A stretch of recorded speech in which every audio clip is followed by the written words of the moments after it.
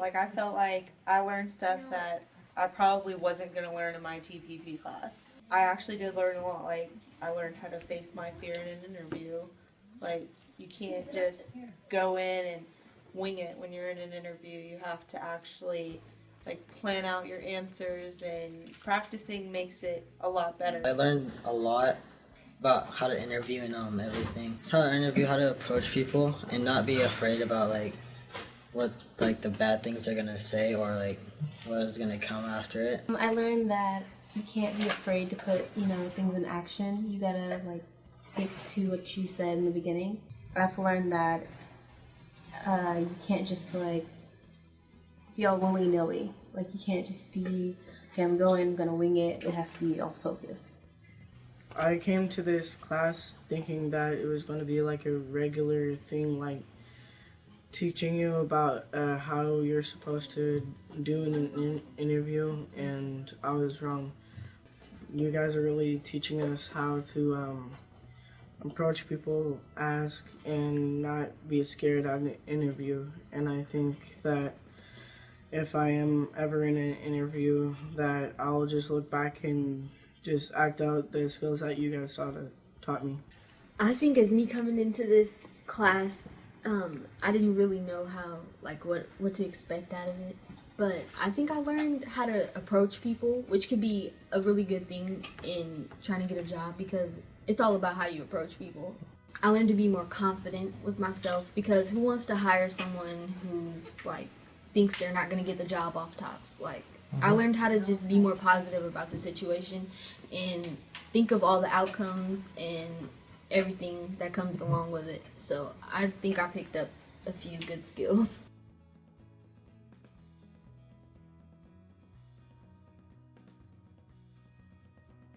I think you did fantastic and fabulous, because what I like is that you drew them out, which allowed us to find out what they were really thinking. And that's really hard when it comes to younger people because they don't want to say anything. Yeah. You know, they had to think about it. You had a lot of patience. Even when ones didn't really want to, had a difficulty speaking, you were able to draw them out. And if they were hesitant at first, you didn't just make them uncomfortable. You moved to the next person, and then you revisit it. And I like that. It breeds conversation with the group, and then it ends up by the end the group, they're laughing at the videos, they're giving their own input, and it just builds a cohesive group, and I just love that. And it happened with the kids too. Right. You guys really drew them out, and by the end the kids are really into it, really build their confidence. And so I really like the whole program. Wish I thought of it.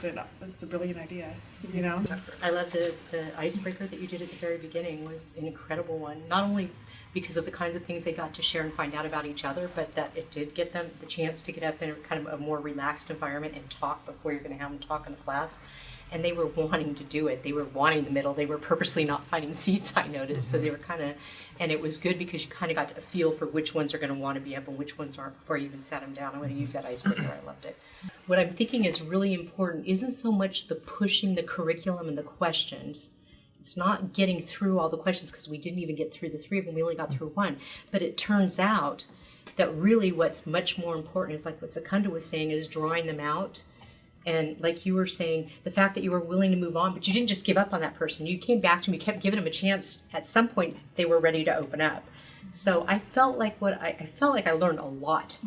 The fact that you were able to take this kind of winging it at the last minute with kids showing up at different times and still get such an incredible outcome, it was very inspiring. And it really, again, makes me realize that it's really how we communicate and connect with them individually and as a group that's really more important than actually the actual questions in the curriculum. It really did make them walk out of here knowing that they had gotten something out and they could actually verbalize what they got out of it. I like it in a classroom environment because I find that it does stimulate conversation. They connect with each other. They brainstorm ideas. I feel that I think the curriculum is great curriculum. And we were just talking about that early, how it is really a good curriculum. But I think what I see my participants benefit mostly from the way that it opens them up and gets them to self-discover. It was so motivating. That's what I liked. It was so motivating that before the class was finished, it was supposed to be an 8-week course. Before it was finished, I mean, they were already on their own, getting jobs on their own. This class that was here was very successful. It really was. You know, one part of it is cultural, which is very important because it's like, you know, where you come from and not forgetting that. The career pillars is a mainstream, showing them what's expected, which is totally different from what they're used to within their world. Mm-hmm. And so it motivated them so much that it was like their wings just spread. I mean, we couldn't even contain them, really, right? Yeah, it was pretty They cool. were like busting at the seams, I kid you amazing. not. Yeah, and some of them got really good jobs. You know, like I mean, $30 an hour they're jobs, career some jobs, of them right? got Career jobs, yeah. They ended up with room for growth, career yeah. jobs. Yes, they did. My name's Lisa Martin. I'm the site manager for the Solano site for California Tribal TANF Partnership. What I found helpful and useful was bringing the kids all together. I think they got good feedback from their peers, good feedback from professionals, good feedback from staff, and were given real life scenarios that will help them and also prepped for their career path in the future. Because I think, like Edgar said, it's something so important and not enough people practice, not enough people get the training, and I think it's just so important for kids and adults to have this kind of training because you only get one chance at that interview.